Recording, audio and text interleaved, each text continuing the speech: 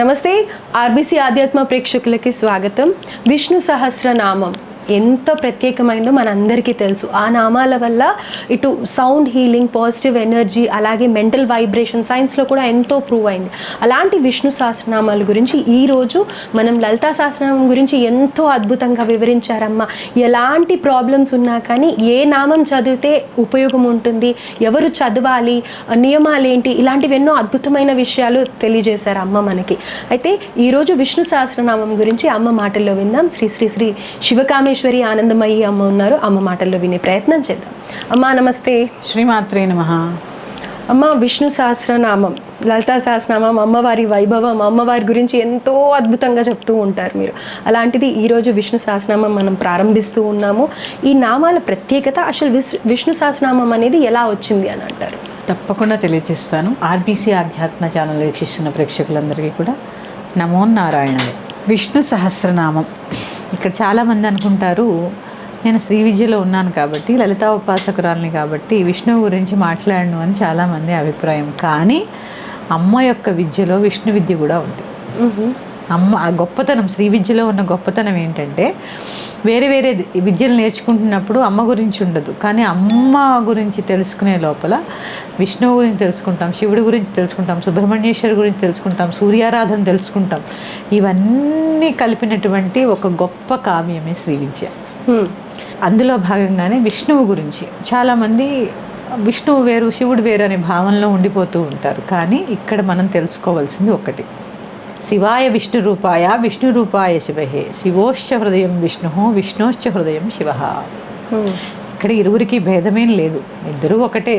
నామభేదం తప్ప రూపభేదం లేదు. ఎందుకంటే ఒకసారి ఎప్పుడు ఇదివరకు కూడా చెప్పారు, నీవారశోకవర్తన్వే పీతాభా సత్యనోపమా తస్యా శిఖాయా మధ్యే పరమాత్మ వ్యవస్థిత. ఆ నీవారములలో చివరినంత పరబ్రహ్మ స్వరూపతత్వానికి మనం రకరకాల పేర్లు పెట్టుకున్నాం. ఆ తత్వాన్ని ఎలా తెలుసుకోవాలి? ఇక్కడ భేదం ఏముంటుంది? ఏ భేదము ఉండదు. విష్ణువు అంటే స్థితికారకుడు. ఇప్పుడు సృష్టించబడ్డాము బ్రహ్మ ద్వారా, విష్ణువు ద్వారా స్థితిని పొందుతాము, రుద్రుడి ద్వారా లయమవుతూ ఉంటాం. అందుకే దీనికి ఉదాహరణ ఏంటి అంటే, మనం నిద్రపోతాం, నిద్రపోయి ఉదయం లేవగానే సృష్టి. ఎందుకంటే పడుకున్న తర్వాత లేస్తామో లేదో మనకు తెలియదుగా, సృష్టించబడ్డామా లేదా. అక్కడి నుంచి సాయంత్రం దాకా స్థితే, ఏదో ఒక పని చేస్తూనో తిరుగుతూనో ఏదో ఒక వ్యాపకంలో ఉంటాం. ఇదంతా స్థితికారకం. ఇక్కడే మనకి డబ్బులు అవసరం అవుతాయి.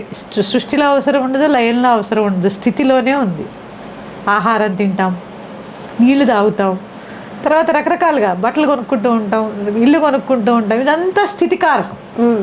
ఇక తర్వాత సాయంత్రం అయిపోతుంది, నిద్ర అయిపోతుంది, నిద్ర అవస్థకు వస్తాం, లయం అయిపోతూ ఉంటాం. జాగృత స్వప్న సుషుప్తి అవస్థల్లో ఆఖరి అవస్థకు వచ్చేసరికి మనం బతుకున్నామో లేదో కూడా మనకు తెలియదు. ఇదే కదా బ్రహ్మ విష్ణు మహేశ్వరులు ఎక్కడున్నారు? లేచింది మొదలు నిద్రపోయేదాకా ఉన్నారు.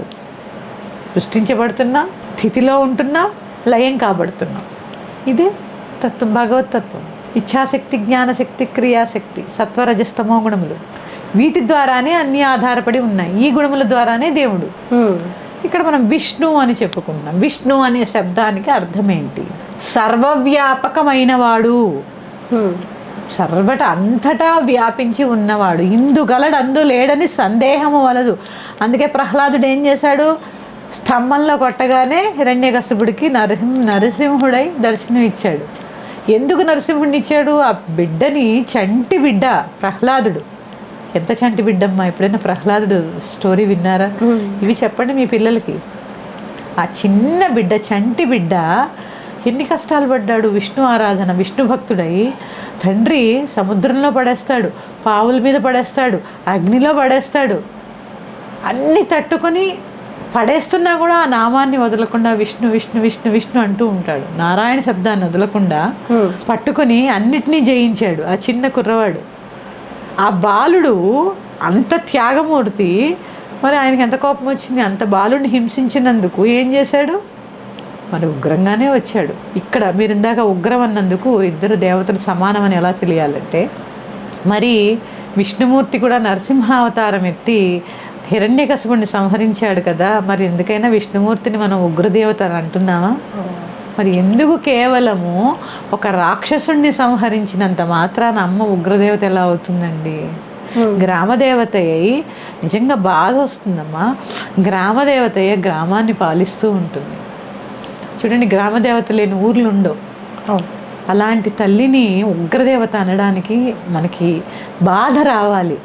మరి ఆ విష్ణు యొక్క స్వరూపంలో అన్నీ ఆవిడే. ఆ విష్ణు స్వరూపంలో హిరణ్యకశిపుణ్ణి సంహరించినప్పుడు నరుడు సగం మనిషి సగం మృగంలాగా ఉంది. మరి అక్కడ మనం ఎందుకు అనలేము ఉగ్రదేవుడని విష్ణుమూర్తిని? కేవలం ఎందుకు అమ్మని మాత్రం అంటున్నాం? ఆలోచించండి ఒకసారి. మరి నరసింహుడికి పూజ చేస్తాము, దాన్ని ఏమంటారు, అప్పులు తీరాలి అంటే అది ఏదో నరసింహ స్తోత్రం చదువుతూ ఉంటాము. మరి కేవలం అమ్మకే ఎందుకు ఈ ముద్ర వేస్తున్నారు? ఒకసారి ఎవరికి వారు ఆలోచించుకోవాల్సినటువంటి విషయం. రైట్. అయితే అమ్మ, ఇప్పుడు మీరు చెప్పిన దాంట్లో ప్రహ్లాదుడి గురించి మాట్లాడితే ఎన్ని కష్టాలు పెట్టాడమ్మా, అయినా కానీ నారాయణ నామం వదలలేదు, నారాయణ వదలలేదు అని. ఇక్కడ మనిషి జీవితంతో అంటే మాలాంటి వాళ్ళ జీవితాన్ని పోల్చుకుంటే ఒక చిన్న కష్టం వచ్చిందంటే ఫస్ట్ దేవుణ్ణి నిందిస్తూ ఉంటాం. అయితే ఏ విధంగా దేవుణ్ణి అంత భక్తి శ్రద్ధలతో కొల్చాలి అని అంటారు? విష్ణువునే తీసుకుంటే ఏ విధంగా ఈ నామాల్ని పఠించడం కానీ, ఈ మహత్యం తెలుసుకోవడం కానీ, అసలు దైవ మార్గంలో ఉండాలన్నా కానీ ఆ విధి విధానాలు ఏంటి? అమ్మ, ఇక్కడ ఒక్కటి తెలుసుకోండి, కోరికలతో వచ్చేదాన్ని భక్తి అనరు. ఆ భక్తికి త్రికరణములు శుద్ధి ఉండాలి. మనస్సు, వాక్కు, కర్మ శుద్ధి ఉన్నప్పుడు, నువ్వు ఆ శుద్ధితో భక్తి ఉన్నప్పుడే భగవంతుడికి చేరువు కాగలవు. ఇదే అంటున్నానమ్మా, మనకి కృతజ్ఞతాభావం లేదు అనడానికి ఇప్పుడు మీరు అడిగిన ప్రశ్న ఎలా ఉంటుందంటే, కష్టం వచ్చినప్పుడు పిల్లలు చూడండి, రేపు రిజల్ట్స్ వస్తాయనగా ఇవాళ దేవుడి గదిలోకి వెళ్ళిపోయి బొట్లు పెట్టుకుని ఏవో వాళ్ళకి వచ్చినా చదువుతూ ఉంటారు. అదే ముందు నుంచి ఒక అలవాటు చేసుకుని స్నానం చేసిన వెంటనే పూజ గదిలోకి వెళ్ళి ఆ భగవంతుడిని ప్రార్థించడం అలవాటైనప్పుడు, కష్టం వచ్చినప్పుడే భగవంతుడు కాదు, నీకు సుఖాన్ని ప్రసాదిస్తున్నది కూడా భగవంతుడే. సుఖం ఇచ్చినప్పుడు మనం ఆ సుఖం అనే మాయలో పడిపోయి భగవంతుడిని గుర్తు చేసుకోం. కానీ కష్టం వచ్చినప్పుడు భగవంతుడు ఉన్నాడు అని గుర్తిస్తాం. కానీ సుఖం వచ్చినప్పుడు కూడా భగవంతుడు ఉన్నాడు అని ఎప్పుడైతే ఆ కృతజ్ఞత ఉంటుందో కష్టం రాదు. ఇది తెలుసుకోవాలి. సుఖం వచ్చినప్పుడు కూడా ఈ ప్రసాదాన్ని నువ్వే ఇచ్చావు స్వామి అని కృతజ్ఞత ఉన్న రోజు కష్టం రాదు. ఎందుకంటే ఆ కష్టాన్ని తట్టుకునే శక్తి అప్పటికే వచ్చేస్తుంది. కష్టం లేని జీవితం ఉండదు. కానీ మనం మానవ మాత్రులం కాబట్టి మాయలో పడిపోతూ ఉంటాం కాబట్టి అవన్నీ సహజం. ఇక్కడ మనం ప్రహ్లాదు గురించి చెప్పుకుంటే భక్తి అన్నారు. భక్తికి కొన్ని నవవిధ భక్తుల్లో అసలు ఆ ప్రహ్లాద భక్తి అమోఘం అన్నమాట. చెప్పనలవి కానిది. ఒకసారి నవవిధ భక్తుల గురించి కూడా మనం చెప్పుకుందాం.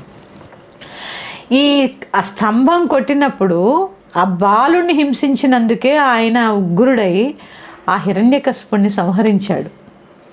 ఇక మనం శరణంటే ఎందుకు ఎలాంటి కష్టాలనైనా తీసేస్తాడు విష్ణుమూర్తి. ఎందుకంటే ఇప్పుడే చెప్పాను, సర్వవ్యాపకమై ఉన్నవాడు. అందుకే ఆయన గురించి ఒక్క ధ్యాన శ్లోకం తెలుసుకుందాం. శాంతాకారం భుజగశయనం పద్మనాభం సురేశం విశ్వాధారం గగనసదృశం మేఘవర్ణం శుభాంగం లక్ష్మీకాంతం కమలనయనం యోగిహృద్యానగమ్యం వందే విష్ణుం భవభయహరం సర్వలోకైకనాథం. చూడండి, మొదటి ఏ ధ్యాన శ్లోకాలైనా నేను ఎప్పుడూ చెప్తాను, ఏ సహస్రనామం అయితే చదువుతామో ఆ సహస్రనామంలా ఉంటాడు.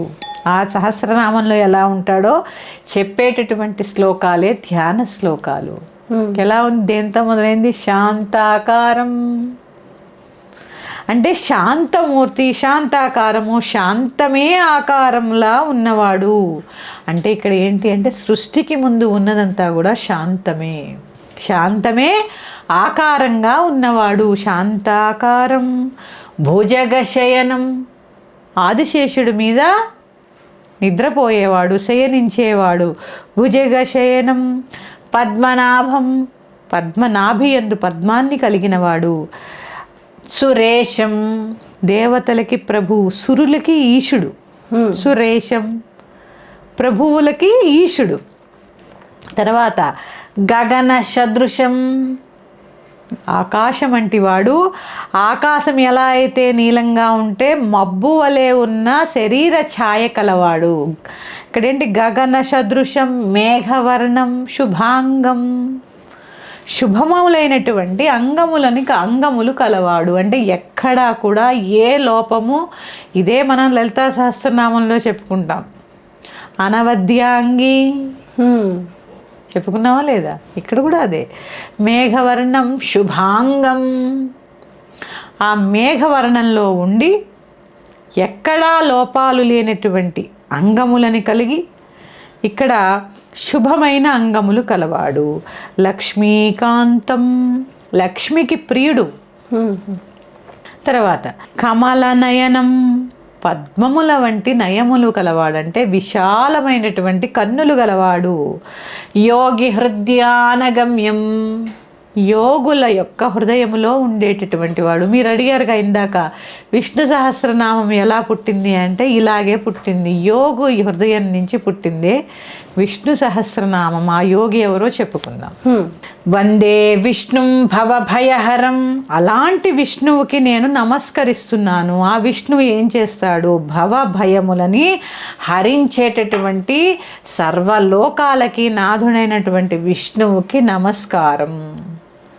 ఇది ఆ ధ్యాన శ్లోకం యొక్క అర్థము. దీనికి చెప్పుకోవాలి అంటే చాలా ఉంటుంది. చక్కగా క్లుప్తంగా ప్రశాంత చిత్తులై ఈ ధ్యాన శ్లోకాన్ని చదువుకుంటూ, ఎందుకంటే ఆ ధ్యాన శ్లోకం చదివినప్పుడు ఆ దేవత ఎలా ఉంటుంది అనేది మనకి తెలియాలి. అందుకే ఈ ధ్యాన శ్లోకం గురించి చెప్పడం జరిగింది. ఇక విష్ణు సహస్రనామం ఎలా ఉద్భవించింది అనేది మీరు అడిగారు నన్ను. ఇక్కడ యోగి హృదయాన గమ్యం, యోగుల యొక్క హృదయంలో ఉండేటివాడు. ఏ యోగి హృదయంలో ఉంటే ఈ విష్ణు సహస్రనామం వచ్చింది అంటే భీష్ముడు అనే యోగి హృదయంలో ఉన్నాడు. భీష్మువాచ, అర్జునోవాచ, ఇలా కూడా భీష్ముడే యుధిష్ఠిరుడికి చెప్పాడు. యుధిష్ఠిరుడికి చెప్పినటువంటి సహస్రనామం. ఒకసారి యుధిష్ఠిరుడు కృష్ణుడి దగ్గరికి వెళుతున్నప్పుడు కృష్ణుడు యోగ ధ్యానంలో ఉన్నాడు. ఏ యోగి నీ హృదయంలో ఉన్నాడయ్యా అని అడిగితే భీష్ముడి దగ్గరికి తీసుకెళ్ళి ఈ యోగి ఉన్నాడు, ఈయన నీకు కొన్ని విషయాలు చెప్తాడు, విను అని చెప్పి యుధిష్ఠిరుడికి చెప్తాడు. ఆ చెప్పినప్పుడు ఆ కృష్ణుడి దగ్గర అనుమతి తీసుకుని చెప్పినటువంటిదే ఈ విష్ణు సహస్రనామము. మహాభారతంలో మనకు వచ్చిన అద్భుతాల్లో భగవద్గీత, విష్ణు సహస్రనామం మీకు ఎవరికి తెలియదు. శివ సహస్రనామం కూడా మహాభారతం నుంచే వచ్చింది. తర్వాత యుధిష్ఠిరుడు యక్షుడికి జరిగిన సంవాదంలో వచ్చినటువంటివే యక్ష ప్రశ్నలు. ఇప్పుడు అంటూ ఉంటాం, ఎవరైనా మనల్ని విసిగిస్తే ఊరికే యక్ష ప్రశ్నలు లేకంటూ ఉంటాం, అంటే నానుడి. ఆ యక్ష ప్రశ్నలు సమాధానాలు కూడా భారతం నుంచి వచ్చినవి. అందుకే ఏమైంది? పంచమ వేదమైంది మహాభారతం. అందుకే పంచమ వేదమైంది. ఇలా భీష్ముడు అనే యోగి ద్వారా మనకు అందించబడినదే ఈ విష్ణు సహస్రనామము. అయితే అమ్మ, మళ్ళీ నేను మిమ్మల్ని ఈ ప్రశ్న అడగడం కరెక్ట్ కాదేమో. భక్తి ఉండాలి అన్నారు, కానీ ప్రతి ఒక్కళ్ళు కూడా ఇప్పుడు ఈ సమయానికి అనుకుంటే కనుక ఏదో ఒక కోరిక, ఏదో తీరని కోరిక ఉంటుంది.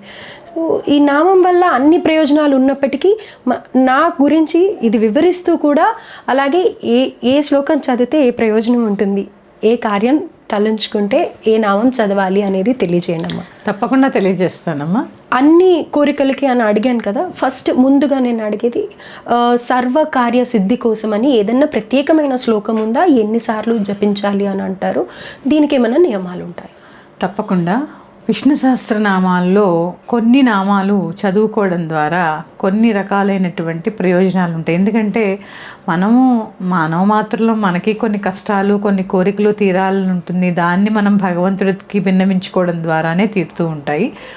వాటిల్లో కొన్ని ముఖ్యమైనవి నేను చెప్తాను. ముందుగా సర్వకార్య సిద్ధికి, అంటే సకల కార్యములు తీరడానికి ఏ చదివితే మనకి శుభం కలుగుతుంది అనేటటువంటిది వివరిస్తాను. విష్ణు సహస్రనామంలోని 27వ శ్లోకం చదవడం ద్వారా అన్ని కార్యములు నెరవేరుతాయి. సర్వకార్య సిద్ధి, ఇది ఈ శ్లోకం నేను చెప్తాను. ఆ శ్లోకంలోనే సిద్ధి అనేది ఉంటుంది. అదేంటో చెప్తాను. అసంఖ్యేయో ప్రమేయాత్మా విశిష్టశిష్టకృచ్చిచి సిద్ధార్థ సిద్ధ సంకల్ప సిద్ధిధ సిద్ధి సాధన. అంటే ఇక్కడ లెక్కించడానికే శక్యం కానివాడు, అసంఖ్యేయో లెక్కించడానికే శక్యము కానివాడు విష్ణువు. ఈ శ్లోకాన్ని చక్కగా రోజుకి 108 సార్లు ఒకటే ఆసనం మీద కూర్చొని చదవడం ద్వారా విష్ణువుకి పంచోపచారాలు షోడశోపచారాలు చేసుకొని ఇది మొదలు పెట్టే ముందు ఒక్కసారి పూర్తిగా విష్ణు సహస్రనామాన్ని చదివి సంకల్పం చేసుకుని ఇట్లా నాకు సర్వకార్య సిద్ధికి నేను ఈ శ్లోకాన్ని చదువుతున్నాను అని చెప్పి చక్కగా చదువుకొని రోజు 108 సార్లు ఒకటే సమయానికి దీన్ని చేయడం ద్వారా అనుకున్నటువంటి పనులన్నీ కూడా నెరవేరుతాయి. అయితే అమ్మ, ఇప్పుడు విష్ణు సహస్రనామం చదివేటప్పుడు కొన్ని తప్పులు ఇంకా క్లిష్టమైనది అని అంటారు లలితా సహస్రనామంతో కంపేర్ చేస్తే. అయితే అమ్మవారికి సంబంధించి చివరిలో మనము ఒక 2 లైన్లు ఏవో చదువుకుంటే ప్రాయశ్చిత్తం అని అంటూ ఉంటారు, తప్పులు చదివినా కానీ పర్వాలేదు అని. అయితే మరి విష్ణు సహస్రనామంకి సంబంధించి అలా ఏమన్నా ఉందంటారు? యదక్షర పదభ్రష్టం మాత్రాహీనం చేర్ధయతి శ్లోకం చదువుకుంటూ ఉంటారు. ఇక్కడ నేను ఎప్పుడూ చెప్పేదే, మీరు అడిగారు కాబట్టి ఇప్పుడు కూడా చెప్తున్నాను. ప్రతిసారి తప్పులను చదవాలి, చక్కగా నేర్చుకుని చదువుకోవచ్చు కదా. 2 నెలలు 3 నెలలు శ్రద్ధగా నేర్చుకుంటే వచ్చేస్తుంది. ఇంకా 2 నెలలు 3 నెలలు కూర్చొని నేర్చుకుని చదవచ్చు కదా. ప్రతిసారి యదక్షర పదభ్రష్టం అని అనుకోవడం ఎందుకు? ఆ పదభ్రష్టాలు లేకుండా చక్కగా నేర్చుకుని చదువుకోవచ్చు కదా. కాస్త సమయం రోజుకో అరగంట కేటాయిస్తే వచ్చేస్తుంది, ఏముంది పెద్ద కష్టపడక్కర్లే. అలా కానప్పుడు ఆఖర్లో ఇదే చదువుకుంటాంగా, అది చదువుకోవచ్చు. 27వ శ్లోకాన్ని చదువుకోవడం ద్వారా సర్వకార్య సిద్ధి జరుగుతుంది. అయితే ఇన్ని రోజులు అనేది ఏమన్నా పారాయణ చెయ్యాలి అని అంటారా? ఏదైనా సిద్ధించాలంటే అమ్మ చెయ్యండి, 41 రోజులు చేయండి సంకల్పం చేసుకుని. ఇంకా ఎందుకంటే మన కర్మ కరుగుతూ ఉండాలి కదమ్మా. ఇది చేయాలి అంటే ఇక్కడ చేస్తున్నాము అంటే మన కర్మ కరుగుతోందని అర్థం. సంకల్పం కాలేదు, మరి యొక్క 40 రోజులు చదవండి, మీ కోరిక పెద్దదైతే. ఇట్లా చదువుతూ ఉండండి, తప్పకుండా జరుగుతాయి. ఎందుకంటే జరగనివేవి మన శాస్త్రంలో ఉండవు.